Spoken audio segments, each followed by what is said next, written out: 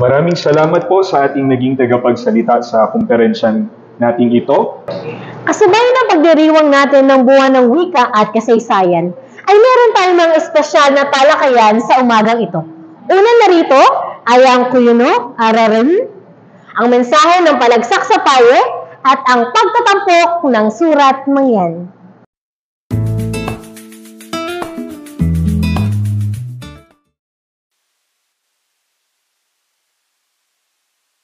Magandang umaga sa ating lahat at maligayang buwan ng wika at kasaysayan.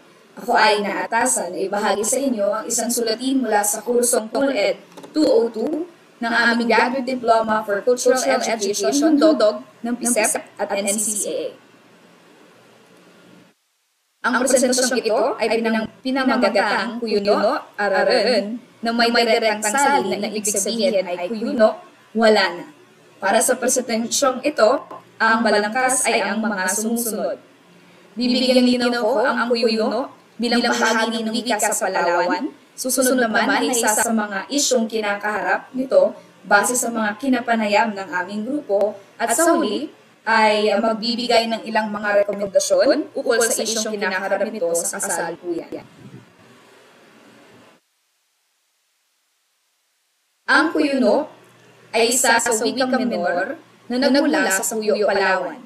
Bagaman ang mga nagsasalita nito ay laganap na ngayon sa buong bahagi ng probinsya, ilan sa mga matatanda o orihinal na nagsasalita nito ay mayroon ng pangamba na maaaring mawala na ang wikang ito sa paglipas ng panahon. Batay sa preliminaryong datos na nakalap, isa sa mga isyong kinaharap ng wikang Kuyuno ay ang unti-unting pagkawala nito sa mga susunod na salinlahi. Ang posibleng sanhi ng pagbabagong ito ay ang mga susunod. Una, patuloy na evolusyon ng wikang Kuyuno. Pangalawa, impluwensyang pagpasok ng bagong migrante sa probinsya. At ang huli, ang impluwensya ng makabagong panahon at kultura. Bilang limitasyon ng presentasyong ito, ang isyu na tatalakayin ay patungkol sa unti-unting pagliit ng bilang ng katutubong nagsasalita ng wikang Kuyuno sa lungsod ng Puerto Princesa. Bagaman may datos mula sa aming kinapanayam na marami pa rin naman nagsasalita nito sa iba't ibang munisipyo ng Palawan.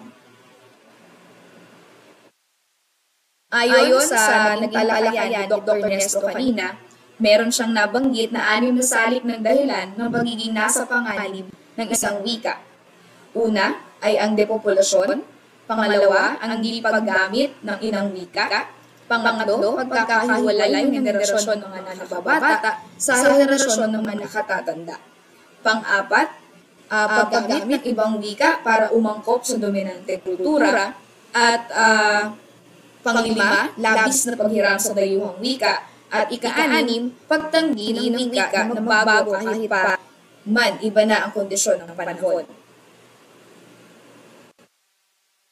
Mula sa direktor ng Pangrehiyong Sentro ng Wika ng Palawan State University na si Professor Silvia Sanchez, isa sa dahilan ng unti-unting pagkawala ng maraming kasapi ng bagong henerasyon ang hindi na halos nakapagsasalita ng direksang Kuyuno at kadalasan nakakaintindi na lamang at sumasagot pa sa ibang wika o kaya sa Pilipino kapag ang kausap ay Kuyunong tagapagsalita. Idinagdag ni Professor Javares na marahil ito ay resulta na rin ng paggamit ng Filipino ng mga pamilyang Kuyuno bilang lingua franca sa kanilang tahanan.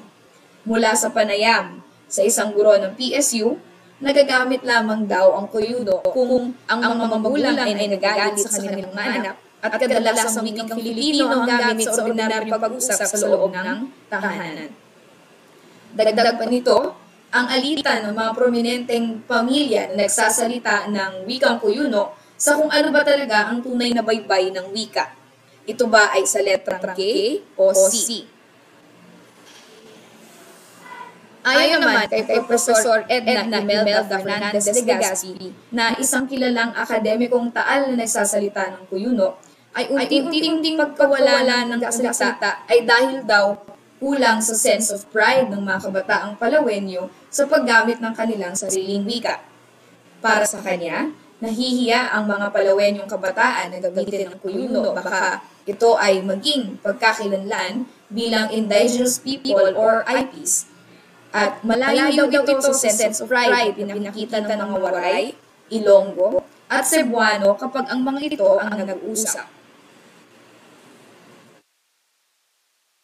Mula sa mga salin na ibinahagi ni Dr. Castro, gumawa ako ng isang talaan sa kung ano ba ang estado ng wikang Kuyuno sa Puerto Princesa, batay na rin sa naging panayam namin. Ang wikang Kuyuno ay direktang naapektuhan ng populasyon dahil sa bilis ng pagtaas ng dami ng migrante naninirahan sa Puerto Princesa sa nagdaang mga taon. Marahil ito rin ay epekto ng malakas na hatak ng turismo at globalisasyon sa lungsod. Nakaapekto rin ang hindi paggamit ng wika ng mga Kuyuno dahil sa impluwensyang hatid ng nabanggit ko kanina lang. Nabatid ko rin na ang Kuyuno ay nasa estado na ng shifting o nagpapalit kung saan pinaliwanag ni Dr. Castro na sa kasalukuyan kakaunti o halos hindi na nakapagsasalita ng Kuyuno ang mga anak sa pamilya at tanging ang magulang na lamang ang taal sa Kuyuno. Dahil dito, hindi na isasalin ang Kuyuno sa mas nakababatang henerasyon. Kalinsabay dito, nakaka-apekto rin ang salig ng pagkakahiwalay ng henerasyon na nakatatanda, paggamit ng ibang wika para umangkop sa dominanteng kultura, at labis na paghiram ng dayuhang wika. Marahil epekto ng mabilis na pagbabago ng interes ng kabataan sa iba't ibang impluwensyang panloob at panlabas. Isa na rito ang pagkakaroon ng iba't ibang opsyon tulad ng pagsasalita ng Korean at Hapon. Ngunit hindi pa rin naman nawala ang pagsasalita ng Filipino sa lungsod. Tulad nga ng ibinahagi ni Dr. Castro, kailangan pa rin nating pagyamanin ang lingua franca, kaalisabay ng lokal na lingua franca at panrehiyong lingua franca.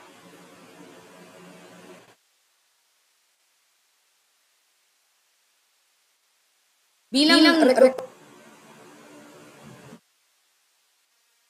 rekomendasyon, mithiin ang presentasyong ito na maisulong ang pagpapalaganap at integrasyon ng Kuyuno sa lahat ng paaralan ng lalawigan, lalo-lalo na sa bayan mismo ng Cuyo. Ito ay dahil hindi pa palabahagi ng MTB-MNE ng DepEd Palawan ang Kuyuno.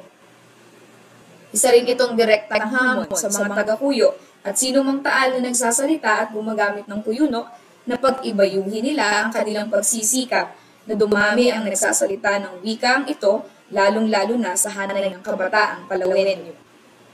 Mas mainam din na magkaroon ng pagkakasundo at unawaan ang dalawang magkalabang pangkat na nahati ukol sa isyong dapat nga bang kasama ang letrang C, F, J, N, Q, U, V, X at Z sa wikang ito o hindi. At ang huli ay magkaroon pa ng mas komprehensibong pag-aaral sa tunay na estado ng wikang Kuyuno sa Puerto Princesa at marahil na rin sa buong probinsya ng Palawan.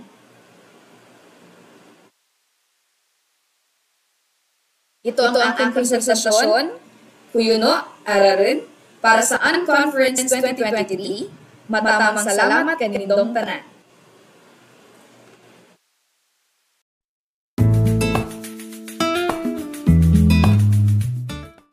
Ang labanan sa Payi ay isa sa dalawang naganap na labanan sa Marinduque kung saan nanalo ang mga puwersang Marinduqueño laban sa puwersang Amerikano.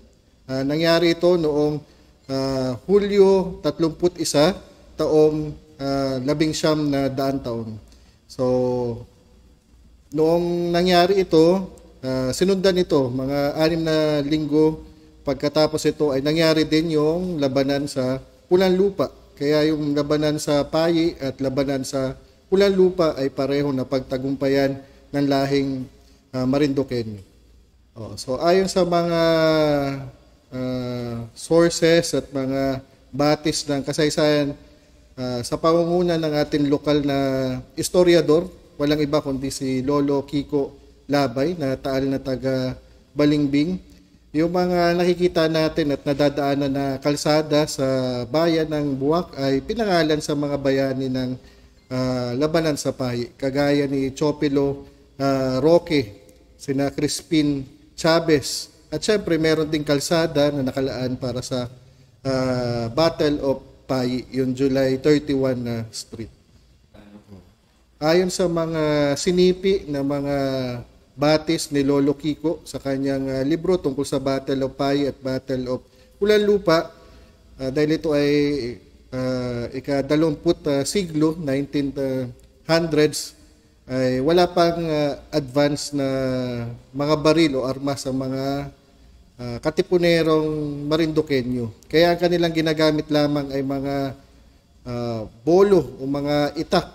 At itong particular na kakaiba at natatangi sa labanan ng payi ay gumamit sila ng palagsak. Ano?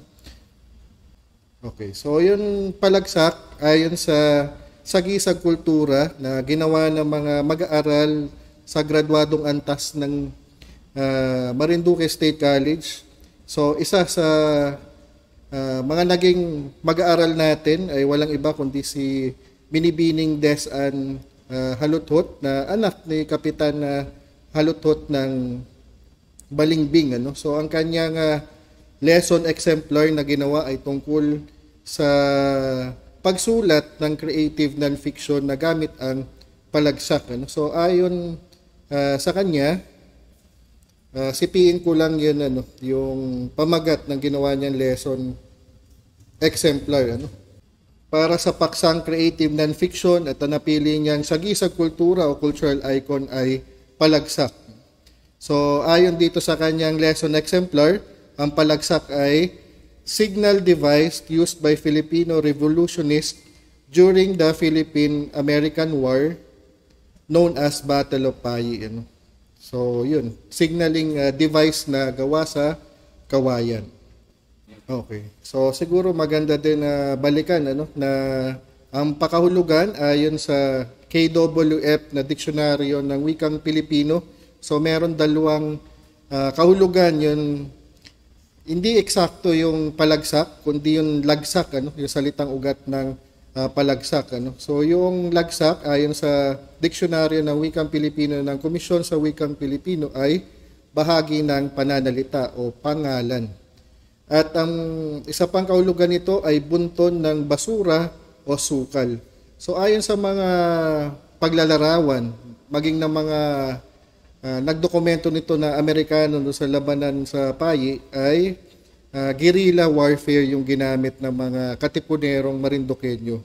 At ang guerrilla warfare ay matatandaan natin siguro sa noong dekada 70 sa Vietnam, bansang Asyano, kung saan guerrilla warfare din ginamit nila na nangangulugan na wala talaga silang armas kagaya ng kanilang kalaban at ang ginagamit lang nila ay agaw armas. Ginagamit din nila yung gamit ng kalaban.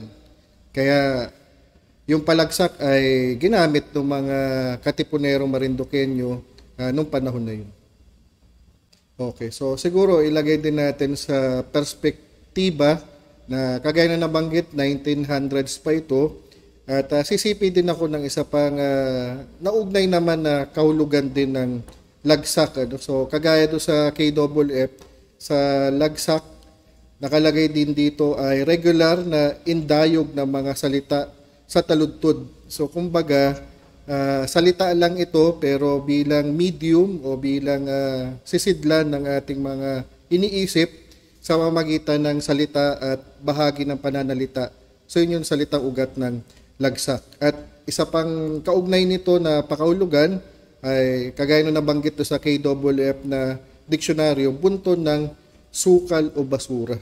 So kumbaga, hindi mo siya akalain na gano'n. So merong elemento ng sorpresa o panggugulat. So hindi inasahan ng mga puwersang Amerikano na handa pala ang mga puwersang Marinduqueño. At isang pang dagdag dito, may kinalaman ito sa pagluluto kasi meron din mga luto na hindi pa luto. So pagtatanggal ng anumang iniluluto sa lutuan nang hindi pa ganap ang pagkaluto. So medyo malalim yung pagpapakaulugan nito nung panahon na yun. At syempre sa ika-21 siglo, iba na rin yun medium na ginagamit natin sa komunikasyon ngayon. Pero maganda na balikan ito dahil bilang buwan ng wika at buwan din ng kasaysayan, ito yung mga dimensyon na pangwika at pangkasaysayan sa palagsak. Okay, so kanina nga nung nakipag-usap tayo sa grupo ng mga teacher scholar ng Marinduque, so natutuwa ako na ito yung naging paksain dahil sinasalamin ng palagsak yung gamit nito at malikhain na pagkagamit nito noong unang panahon at hanggang ngayon na bago na rin yung kanyang gamit. Ano? So palagay ko, bagay na bagay ito sa panahon natin ngayon bilang disaster mitigation o kumbaga wala pa dyan yun sakuna ay mabibigyan tayo ng warning. Ano? Pero syempre nung sa labanan ng payi, panggulat yun palagsak. So akala ng mga Amerikano ito ay isang moderno at state of the art na baril pero yung pala ay nalinlang lang sila dahil ito ay gawa lamang sa kawayan. Dahil pag nasa gubat tayo at masukal na lugar at hindi tayo familiar sa terrain, ay di talaga magugulat tayo.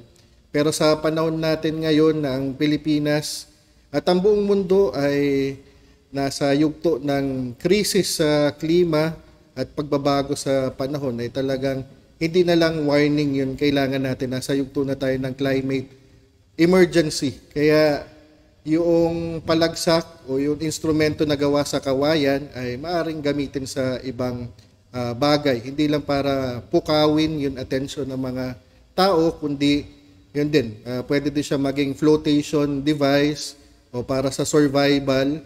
Dahil sinubukan na rin yan gamitin ng Marinduque Council for Environmental Concern at hindi aksidente na si Kuya Mike Magalang na Pangulo o huling aktibong Pangulo ng Buwak Historical Society na siya din tagapagtatag na direktor ng MASEC ang nagbigay ng ganyang klase ng function o gamit sa kawayan. Hindi na lang yung palagsak kundi yung kawayan na napakadaming gamit kahit sa kasalukuyan. So maraming salamat sa pagkakataon at naging bahagi tayo ng buwan ng wika at buwan ng kasaysayan. Mahalagang maalala natin itong nangyari sa nakalipas para hindi na natin maulit sa kasalukuyan.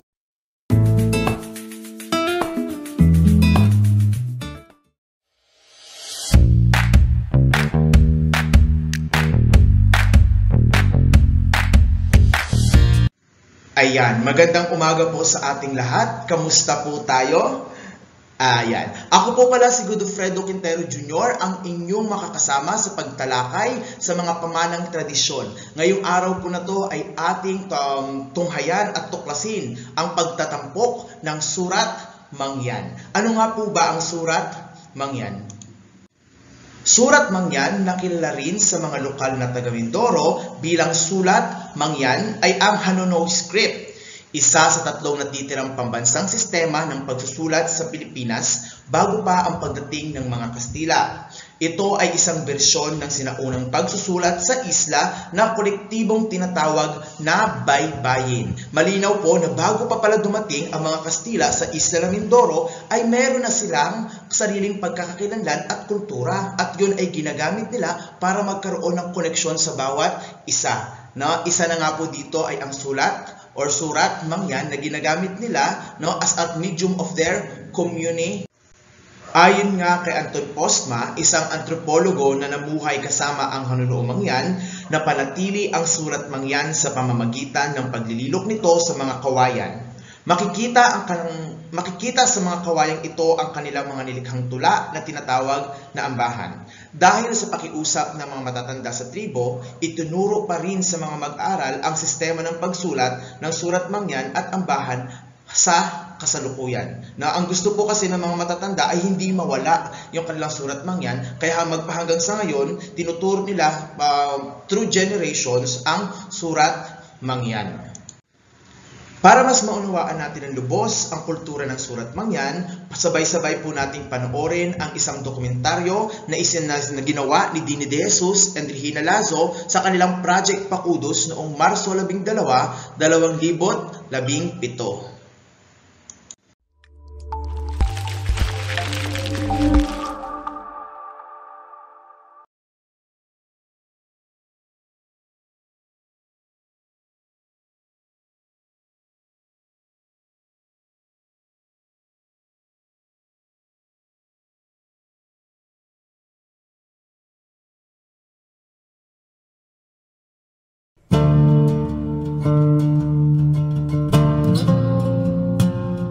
Yung pong Surat Mangyan, kasi nung araw hindi kami marunong talaga walang pinag-aralan ang mga katutubo.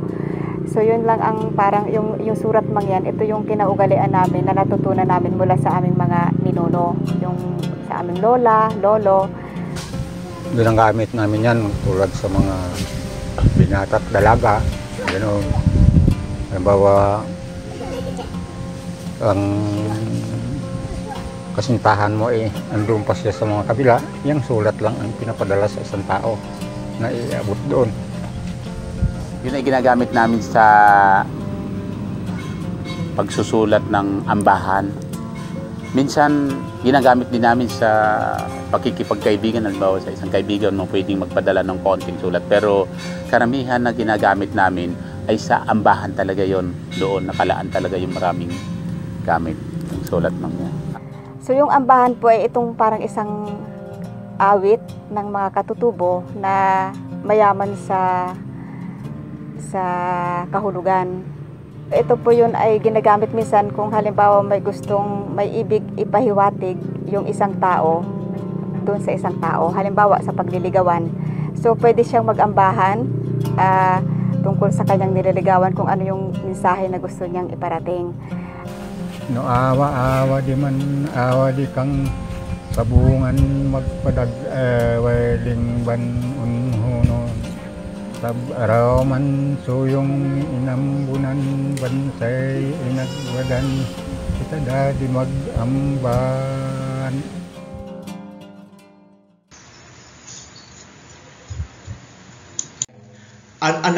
Napakahalaga po ng Surat Mangyan para sa mga katutubo kasi ito yung kanila naging medium of communication, no? Naging medium of communication nila ito, lalo na pala pag sa pagliligawan. Kung noon meron sa mga patag, meron silang love letter, sa mga katutubong Mangyan ginamit nila ito para sa kanilang panliligaw at sa kanilang pakikipagkaibigan. So ano nga ba ang kahalagahan ng Surat Mangyan? Unang-una po ay kultural na pagsasalaysay. Yan, no? Ang Surat Mangyan ay hindi lamang isang sistema ng pagsusulat, kundi pati na rin isang kultura ng pagsasalaysay. Ito ay naglalaman ng mga kwento, kasaysayan at kaalaman ng mga Mangyan tungkol sa kanilang buhay, kalikasan at pananampalataya. No, ginagamit ng mga katutubong Mangyan ang Surat Mangyan as their pagtala. No, diyan nila tinatala, diyan nila nilalagay yung kanilang mga memories, yung mga kasaysayan na nangyayari sa kanila. Pangalawa ay ang pagpapalaganap ng kultura sa pamamagitan ng pag-aaral at paggamit ng Surat Mangyan na ipapasa ng mga Mangyan ang kanilang kultura sa mga susunod na henerasyon. Ito ay isang paraan upang mapanatili ang kanilang pagkakakilanlan at pagkakaisa bilang isang katutubong grupo. Pangatlo sa kahalagahan ng Surat Mangyan ay ang paggamit sa ritual at seremonya. Ang mga tuldik sa Surat Mangyan ay ginagamit din sa mga ritual at seremonya ng mga Mangyan. Ito ay nagbibigay daan sa kanilang mga panalangin, ritual ng pagsasaka, at iba pang mahalagang gawain sa kanilang komunidad. Pang-apat ay ang pagsulong ng kaalaman. Sa pamamagitan ng pagsasaliksik at pag-aaral ng Surat Mangyan, nakakatulong ang mga Mangyan sa pagpapanatili at pagpapalaganap ng kanilang kaalaman tungkol sa kanilang tradisyon at Bagamat napakaganda at napakayaman ng kultura ng Mangyan, lalong-lalo na ang Surat Mangyan, no, sila pa rin ay humaharap sa napakalaking problema. Una na dito ay ang kawalan ng interes, no? yung mga henerasyon ng mga katutubo nating mangyan ay unti-unti nang nawawala ng interes para aralin ang kanilang kultura. Kasi mas gusto nilang aralin yung kultura ng iba kasi para sa kanila, mas magagamit nila yun sa kanilang pang-araw-araw na gawain. No? Pangalawa ay ang kakulangan sa edukasyon. Bagamat napakalaki at napakayaman ng surat mangyan, limitado pa rin ang nakakaalam kung paan ang surat mangyan. Kaya nahihirapan sila ituro ito sapagkat limitado lang yung taong nakakaalam ng surat mangyan. Next po ay ang pagkakaroon ng teknolohiya. No, yan po ang napakalaking problema din na hinaharap nila ngayon, no? Kasi imbis na gumamit sila ng surat mangyan, ay naitatransfer nila ito sa paggamit ng teknolohiya kagaya ng cellphones. No? Mas mapapabilis yung komunikasyon sa kanila pag gumagamit sila ng cellphones. Kaya unti-unting nawawala yung kanilang kulturang surat mangyan. Pang-apat po ay ang ating cultural appropriation. No? Dahil nga na meron tayong limitadong kaalaman sa surat mangyan, no? At nakawalan din ng interes, no? Nagkakaroon tayo ngayon ng cultural appropriation. Bakit po? Hindi natin nagagamit sa tama ang surat mangyan. Kasi kadalasan, ginagamit na lang ang surat mangyan as a decoration. Dekorasyon sa damit, no? Minsan, ginagawa nila ang pang-design na lang sa mga bagay-bagay. Yan. Pang-apat po ay ang panglima ay ang pagkalimot. No, dahil nga po sa kawalan ng interes, kakulangan ng edukasyon, pagkakaroon ng teknolohiya and cultural appropriation, unti-unti nang nakakalimutan, no, ang kulturang surat mangyan. Ganun pa man, do nakakalimutan na ang surat mangyan, meron pa rin ginagawang hakbangin ang ating pamahalaan para mapatuloy natin mapanatili natin ang kultura. No? Isang magandang hakbangin nga po dito ay ang pagpapatayo ng Oriental Mindoro Heritage and Cultural Center ng lokal na pamahalaan para sa pangangalaga ng surat mangyan at ng pangkalahatang kultura ng Mindoro. Yan, napakaganda po na ginawa ng Oriental Mindoro ay gumawa sila ng cultural center, no, para doon ay mas mapangalagaan at maprotektahan nila at maipreserba ang kultura ng ating mga katutubong. Itong isang video presentation na nagmula sa Oriental Mindoro Provincial Tourism Office. The Oriental Mindoro Heritage and Cultural Center is not just a dream. It is something that inspires. It is a dream that instills in our minds that once you put up your heart in a dream, put your commitment on a dream, it will become a reality. Sa pong kagalakan, mahal na gobernador, na kami po ay binigyan ninyo ng isang proyekto na talaga po para sa aming mga kapatid na nanonood para po sa Oriental Mindoro na dito po tinayo sa bayan ng Mansalay. Itong pangarap namin na na-share namin sa provincial government na magkaroon ng Cultural Heritage Center dito sa bayan ng Mansalay ay nabigyan ng katuparan sa inyo pong administrasyon. A very welcome development dito po sa aming bayan at ang magiging impact po nito ay malaki. Kumbaga, ang integridad ng Mansalay bilang sentro ng kalinangan ay lalong tataas. On behalf of NCCA, we can be assured that we shall support this vision until it becomes a reality. I thank you for your participation in this groundbreaking work and for joining us in celebrating this magnificent occasion.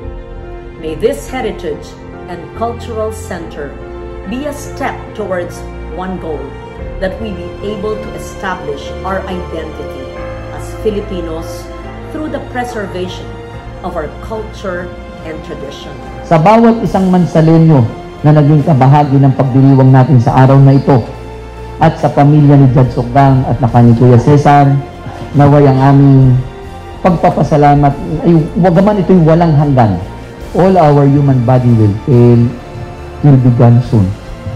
Pero sa kasaysayan, ang naaalala It's not how long we live. It is now how far we have lived, but how we lived our journey. And the journey starts in every day of our life. It will never end until we reach our final destination. Puro durugin na salamat, palangga ko kamo. I'm so happy and excited to see our cultural center, our heritage center of our indigenous people in Oriental Mindoro, Kapsum. Kami nga sa Antique, wala pa nito, nauna pa kayo. Pero kayo ang magiging modelo sa gagawin ko rin sa aking probinsya. Congratulations on this grand endeavor. Thank you. Keep safe. God bless. Ayan, so isang napakagandang hakbangin ang ginagawa ng Oriental Mindoro, no, para mapreserba at maprotektahan ang kultura ng ating mga katutubong mangyan. Ang bayan ng Mansalay ay kilala sa kultura at pamana ng mga katutubong Hanuno o Mangyan. At makikitang malaki ang kontribusyon nito sa larangan ng turismo, kung kaya't ang lokal na pamahalaan sa pangunguna ng tanggapan ng turismo ay patuloy na isinasabuhay, pinangangalagaan at pinagmamalaki ang kultura at pamana ng mga katutubong Hanuno o Mangyan. No, malaki pala ang kontribusyon na ginagawa ng ating lokal na pamahalaan para mapanatili ang ating kultura. No, mas maganda ngayon na nagkakaroon sila ng cultural center, kasi mas napipreserba nila doon, dinadala nila mismo doon ang kultura ng ang katutubong Mangyan. No? Hindi na natin kailangan pang tumawid sa mga kabundukan para alamin ang kanilang kultura. No? Sa simpleng pagpapatayo ng cultural center, no, heritage center, ay naidadala na tayo sa kanilang sariling kultura. Sa patuloy na paglago at pagbabago ng henerasyon, ay patuloy ding isinasabuhay at ipinakikilala ang mga ito sa pamamagitan ng mga proyektong may kinalaman sa pagprepreserba at pangangalaga ng. Kasabay nito, ang patuloy din ang pagtangkilik sa mga produkto na gawa ng mga katutubo upang mas makilala at mapalago ang antas ng kanilang pamumuhay. Tunay ngang ang Mansalay ay isang napakayamang bayan, hindi lamang sa mga magagandang tanawin, kundi maging sa mga kultura at pamana. Ayon yan kay Mansalay Tourism Officers, Sir June Generoso. No? Mas maganda po para mas mapataas natin at mas mapagyabong natin ang kultura ng Mangyan, ay tama naman po ang sinabi ni Sir June na ating tangkilikin ang sariling atin. Yun yung pagbili, no? Pagbili ng mga produkto at ng produkto ng mga Mangyan, at may pagmalaki natin ito hindi lamang sa Occidental Mindoro, hindi lamang sa buong Mimaropa, bagkus sa buong Kapuluan at sa buong ito, pagpapahalaga sa kultura, pagpapahalaga sa surat Mangyan, yaman ng nakaraan, gabay sa kinabukas. Ako po si Godofredo Quintero Jr. Maraming salamat at binigyan niyo ako ng oras para makipag-erguhan sa araw na ito. Maraming salamat po. Yun lang pala, no?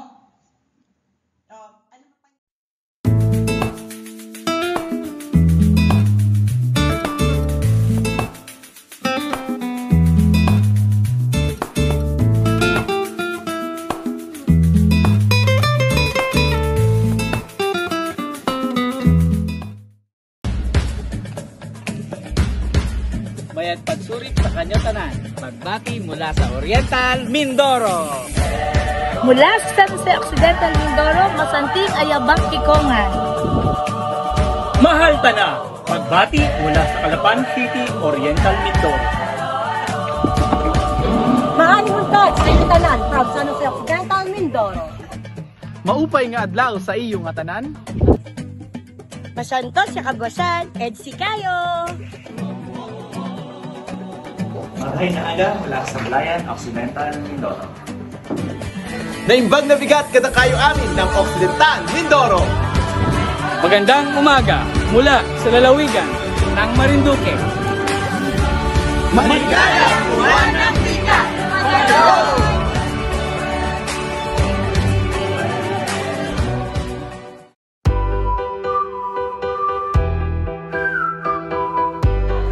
Ang buwan ng Agosto ay buwan ng wika at kasaysayan. Tara, samahan niyo kami. ating ipagdiwang. Hamos, mag-erguhan kita. Tungo sa paksang kamalayan sa wika at kasaysayan. Mula sa Marinduque, mabuhay! Kailangan po namin kayo na saksihan ang isang natatanging panayam. Erguhan! Tara na! Nuhod na kaya! May mga salita na sa sariling wika lang natin nasasabi. Iba talaga kapag sariling atin. Tagos sa puso. Kaya't lalo pa nating mahalin ang wikang Filipino, ang ating pambansang wika. Pagkabayan, pag-erguhan kita!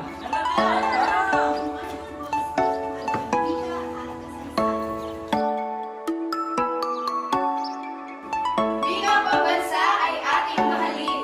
Mayamang kasaysayan po nating libutin. Maligaya buwan ng wika at kasaysayan. Tiraya ang kaluluwa.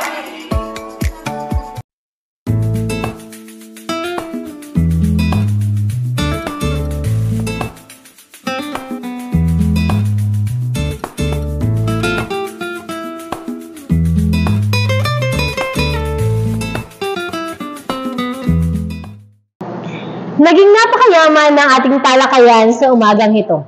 Marami tayong paksang na talakay.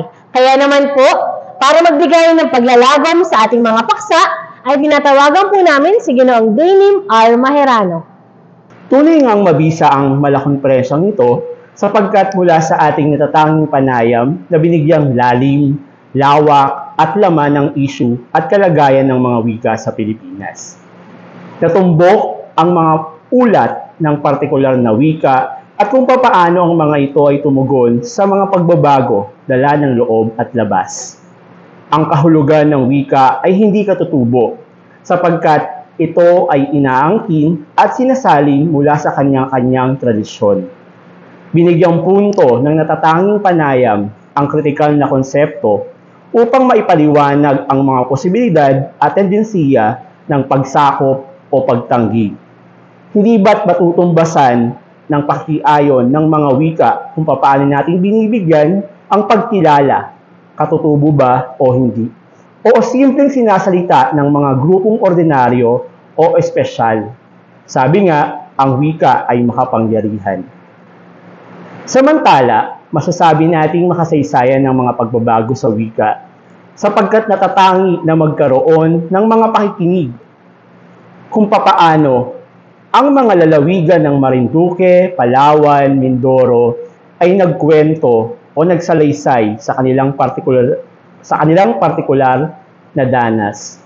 Nakakatuwang isipin na nagluwal ang mga ito ng tinig mula sa ibaba o ang kwento ng simpleng tao na hindi naririnig ng pambansang kasaysayan at karanasan. Ang mga ito ay tumatambuli sa kasalukuyan. Sabi nga ni Caroline Howe sa kanyang aklat na Necessary Fiction, ang kahulugan ng kwento ay hindi bunga ng hiraya o imahinasyon. Kung hindi ito ay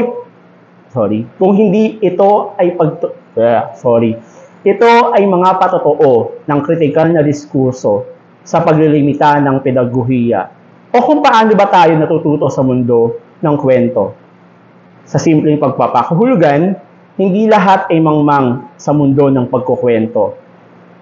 Ito ay maaaring gamitin sa paghahabi ng kasaysayan. At ito rin ang ambag at halaga ng tatlong panayam na nagbibigay ng pangkaraniwang kwento na hindi naririnig ng sentro. Kaya't napatunayan na wala sa sentro ng kamay-nilaan ang kapangyarihan. Upang mapagpasya kung ano ba ang kabuuan ng kwento at kung ano ba ang ating pagka-Pilipino.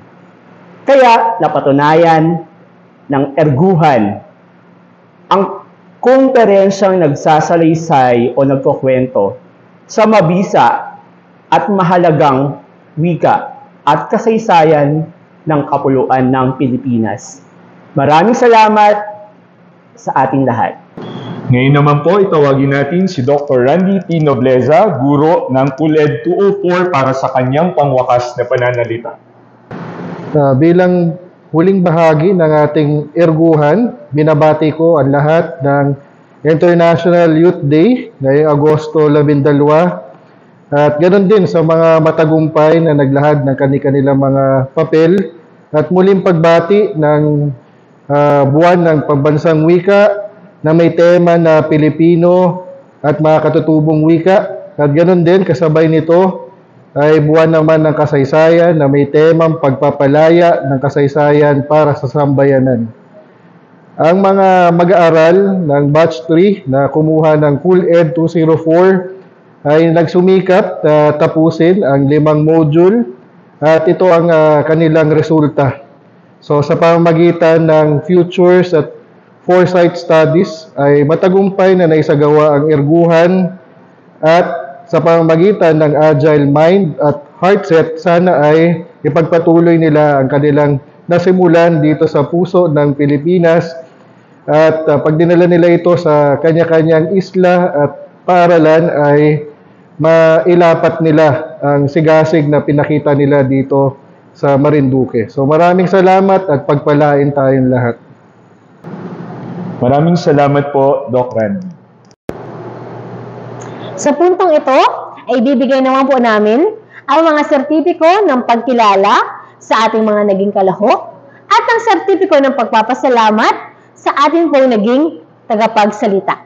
Tinatawagan po namin si Ginoong Michael Angelo A. Doblado para basahin ang ating sertipiko. Ngayon po ay babasahin ko ang sertipiko ng pagkilala para sa ating mga pangunahing tagapagsalita. Iginagawad ang sertipiko ng pagkilala kay Dr. Nestor T. Castro bilang pagkilala sa kanyang natatanging kaalaman at kahusayan sa isinagawang virtual na malakumperensya na pinamagatang Erguhan, Kamalayan sa Wika at Kasaysayan, na inilunsad sa Marinduque State College, Main Audiovisual Room sa 12 ng Agosto, 2023. Ibinigay noong ika-12 ng Agosto 2023 sa Marinduque State College, Tansa, Buwak, Marinduque. Ito ay nilagdaan Ruby Ann T. Lantita, MEPE, bilang punong direktor ng MSc GDCE, Randy T. Nobleza, PhD, tagapag-ugnay ng programa MSc GDCE, at Julieta Q. Nabos, PhD, dekana ng graduadong paaralan. Ang parehong sertipiko ay igagawad sa mga sumusunod na tagapagsalita: Binibining Ara del Beatriz D. Abe, Ginoong Godofredo T. Quintero Jr., at Dr. Randy T. Nobleza. Lubos na naging makabuluhan ang araw na ito dahil sa mga paksang ating tinalakay. Natuklasan natin ang ugnayan ng wika at kasaysayan. Kaya naman po, kami ay taus-pusong nagpapasalamat sa mga naging bahagi ng programang ito. Sa mga teacher scholar ng Marinduque, Mindoro, Palawan, Quezon at Pasig, kami po ay nagpapasalamat. Ang aming taus-pusong pasasalamat rin po sa NCCA at sa Marinduque State College. Habang naghahanda tayong magsimula sa intelektual na paglalayag na ito, tandaan natin na ang ating paghanap ng kaalaman ay ibinabahagi. Sama-sama, maaari nating lutasin ang mga misteryo ng nakaraan, idikod ang masalimut na wika at bumuo ng mga tulay tungo sa isang mas maliwanag na hinaharap. Muli po, ako si Mark Christopher Roy P. Montemayor. At ako po si Mariel M. Lugmao. At ito po ang Erguhan, Kamalayan sa Wika at Kasaysayan.